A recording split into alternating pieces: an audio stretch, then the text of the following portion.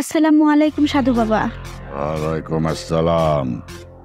সাধু বাবা, এটা আমার ছোট বোন। ওর স্বামী ওরে দেখতে পারে না, গালিগালাজ করে, মারধরও করে, রাত্রে বাসায়ও ফিরে না। দেখছি কি হয়েছে।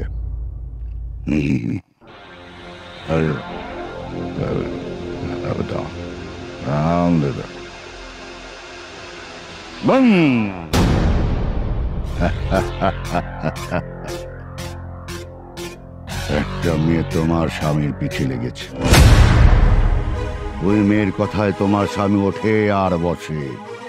তোমাকে কালো জাদু করেছে, তোমার থেকে ওর মন তুলে নিয়েছে। এটা তো খুব খারাপ কথা। আমি এখন কি করব সাধু বাবা? তুমি আর কি করবে? যা করার তো আমাকেই করতে হবে। কত টাকা লাগবে সাধু বাবা? আমি তো অনেক টাকা নিই, তোমরা অসহায় মানুষ, তাই তোমাদের কাছ থেকে বেশি না, 500 টাকা নেব। টাকা কি এনেছো? এনেছি, এই নেন বাবা।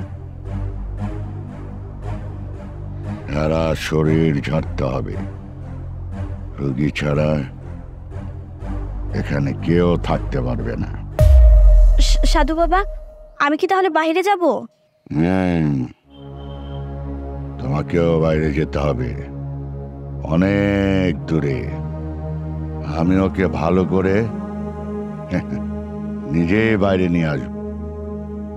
খবরদার এদিকে আসবে না, আসলে কিন্তু তোমার বিশাল ক্ষতি হবে। ঠিক আছে সাধু বাবা, আমি বাইরেই থাকবো, আমি এখানে আসবো না।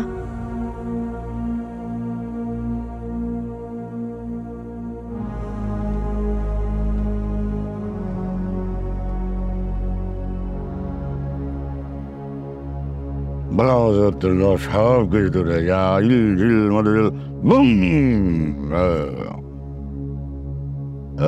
বাবা চোখ বন্ধ কর। এই চোখ বন্ধ, তাদের চোখ বন্ধ করো। বাবা এখন ধ্যানে আছে, দিতেছে। এই যে বাবা, সব ভালো আমার দূরে করানো, দূরে হয়ে যা, দূরে হয়ে যা, দূরে যা।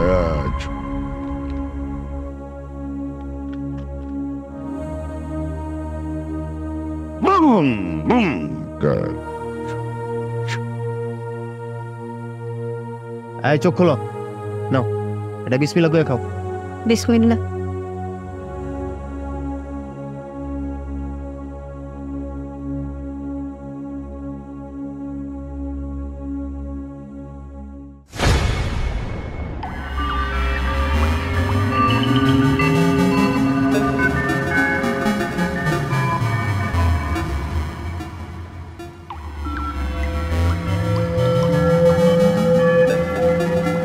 ওষুধটা কি ধরেছে?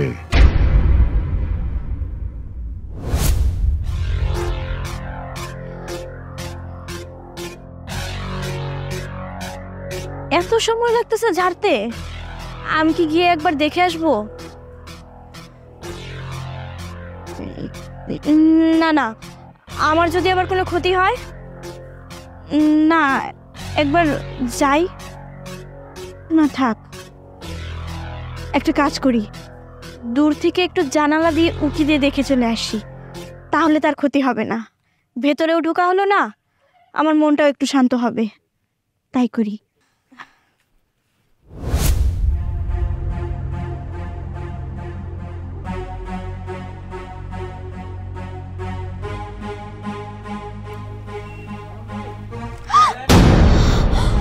সর্বনাশ!